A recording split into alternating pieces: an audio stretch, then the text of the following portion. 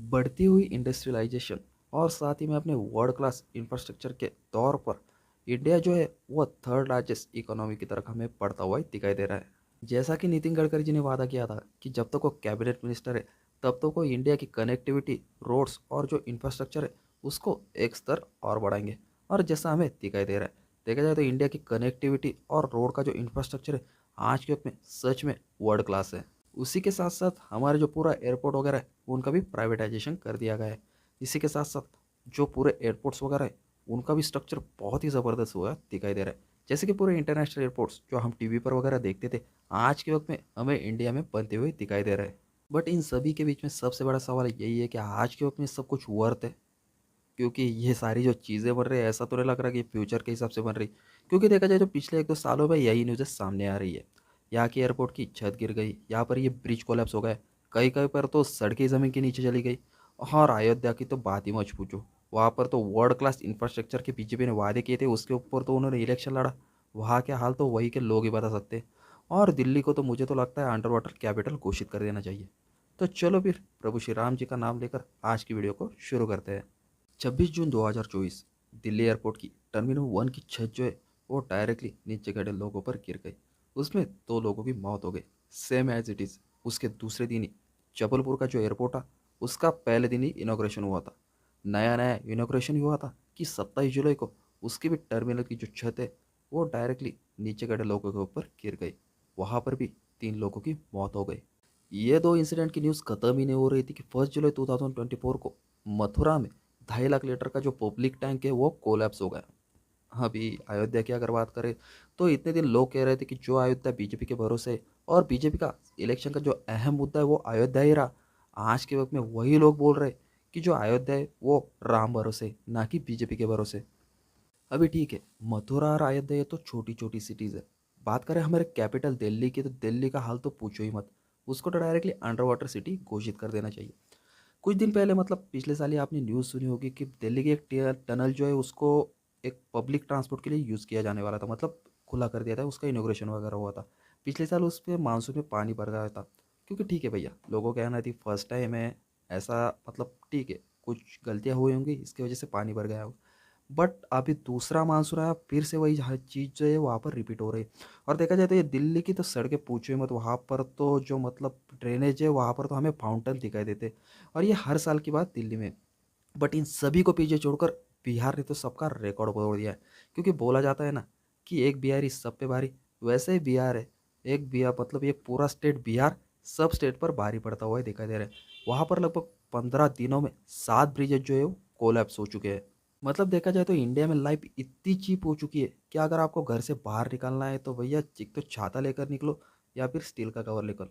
क्योंकि देखा जाए तो यहाँ पर आपके ऊपर एक तो होल्डिंग गिर सकती है, एक तो आपके नीचे का ब्रिज खिसक सकता है, या फिर आपके नीचे की ज़मीनी गायब हो सकती है। और ये सारी चीज़ें मैं नहीं बोल रहा हूँ, ये सारी जो चीज़ें वो एक रिपोर्ट ने बताई। उस रिपोर्ट ने कहा है कि लगभग पिछले 5 सालों में 2018 से लेकर 2024 के बीच में लगभग 8,500 लोगों की जो मौत है वो इन सारे इंफ्रास्ट्रक्चरल जो इंसिडेंट है इसी की वजह से हो चुकी है। अभी इन सभी के पीछे के जिम्मेदार कौन है, किसी को नहीं पता। देखा जाए तो हमारे इंडिया का इंफ्रास्ट्रक्चर का हाल इतना बुरा क्यों है, इसके पीछे के रीज़न की अगर बात करें तो उसके पहले हमें इंफ्रास्ट्रक्चर बनाने का जो प्रोसेस है इसको मतलब एक नॉर्मल तरीके से देखना पड़ेगा। इसी से आपको आ जाएगा कि ये सारे जो इंसिडेंट हुए इनके पीछे का जिम्मेदार कौन है। और आप ये मुझे कमेंट बॉक्स में बता सकते हो।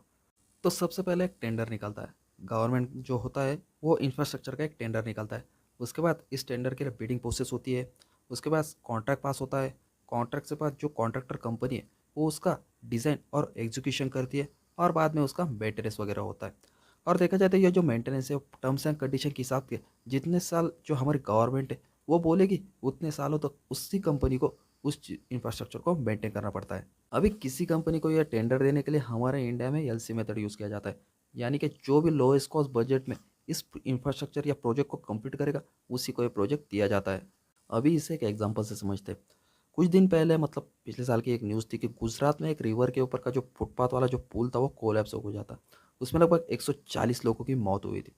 अभी ये पूरा जो इंसिडेंट हुआ था इसके ऊपर मतलब अभी भी केस चल रहा है।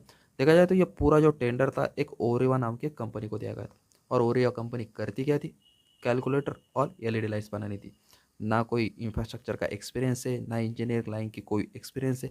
इसका कुछ भी लेना देना नहीं था। लगभग सिर्फ उन्होंने एलसी मेथड फॉलो किया था। लोएस्ट बजट में जो पुल बनाने का मेंटेन करने का वादा किया था, इसी के चलते उनको इस पुल को मेंटेन करने का कॉन्ट्रैक्ट दिया गया था। क्योंकि देखा जाए तो आप सभी को पता है हमारे इंडिया में वही कल्चर चलता है।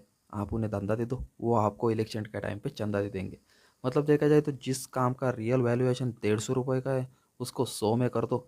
उसमें से 10 रुपये पार्टी में जाएंगे, उसमें से 10 रुपये जो है वो वहाँ के मतलब जो पॉलिटिशियन वगैरह उनके जेब में चले जाएंगे। और देखा जाए तो इन सभी के पीछे को जो जिम्मेदार है वो टेंडर लेने वाली कंपनी नहीं। अगर जो गवर्नमेंट है उन्हें लो बजट में ये टेंडर देगी, तो वो लोअर क्वालिटी का कंक्रीट यूज़ करेंगे, अपने नॉर्मल कुछ इंजीनियर लगाएंगे, वहाँ पर ज़्यादा कुछ ध्यान नहीं देंगे। आपने वो पिछली बार इंसिडेंट सुना होगा ना कि मतलब एक ब्रिज बनाया जा रहा था, जो इस साइड से आ रहा था, उस साइड से आ रहा था, यहाँ पर आने के बाद पता चला कि ये पुल की हाइट जो है मैच नहीं हो रही। उसमें लगभग 12 इंच का यानी कि 1 फीट का गैप आ रहा था। इतना तो ज़बरदस्त हमारे इंडिया में इंफ्रास्ट्रक्चर जो है उसे मेंटेन किया जाता है। अभी जो गुजरात में इंसिडेंट हुआ तो इसके बारे में आप जब मंत्री जी से पूछा गया, गवर्नमेंट से पूछा था, तो उन्होंने सारा जोश जो ओरिया कंपनी पर नहीं डाला, वहाँ की जो सिक्योरिटी और टिकट कलेक्टर जो है उनके ऊपर डाल दिया। क्यों? उन्होंने लोगों को कंट्रोल नहीं किया, उस पर ज़्यादा से ज़्यादा भीड़ जमा कर दी। और जितने लोगों की उस ब्रिज पर कैपेसिटी थी उससे भी ज़्यादा लोग उस ब्रिज पर चले गए। इसी की वजह से कोलैप्स हो गया। देखा जाए तो गवर्नमेंट भी ऐसे ही लोगों को कॉन्ट्रैक्ट कर देती है, मतलब जो कम से कम बजट में इसको करे। क्योंकि देखा जाए तो 5 सालों में तो वैसे भी गवर्नमेंट बदलने वाली, और जो अगली गवर्नमेंट आएगी वो पिछले गवर्नमेंट के ऊपर ये सारा जो काम किया उसका दोष डालती रहेगी। यही चीज़ें रिपीट रिपीट होते हुए जो सारे जो परिणाम है वहाँ पर जो नॉर्मल लोग हैं, जो मिडिल क्लास लोग हैं, उन सभी को इन चीज़ों का खात्मा भुगतना पड़ता है। अभी देखा जाए तो इंडिया कितना ज़्यादा डेवलप होगा ये तो पूरा फ्यूचर पर डिपेंड करता है। वर्ल्ड क्लास इंफ्रास्ट्रक्चर बनेगा, थर्ड लार्जेस्ट इकोनॉमी, बू बू ब्ला ब्ला, ये सारी चीज़ें होगी। लेकिन इन सारों के बावजूद जो भी इंसिडेंट होंगे उसके ऊपर अगर आप गवर्नमेंट में से सवाल पूछोगे ना, तो आगे चलकर वो ऐसा ना बोल दे कि इंडिया की पॉपुलेशन बढ़ रही है इसलिए हमें ऐसा इंफ्रास्ट्रक्चर बनाना पड़ रहा है जिससे कि ये पॉपुलेशन घटता जाए। अभी मेरे कहने का मतलब है, ये आप सभी को पता ही चल गया। Thanks for watching.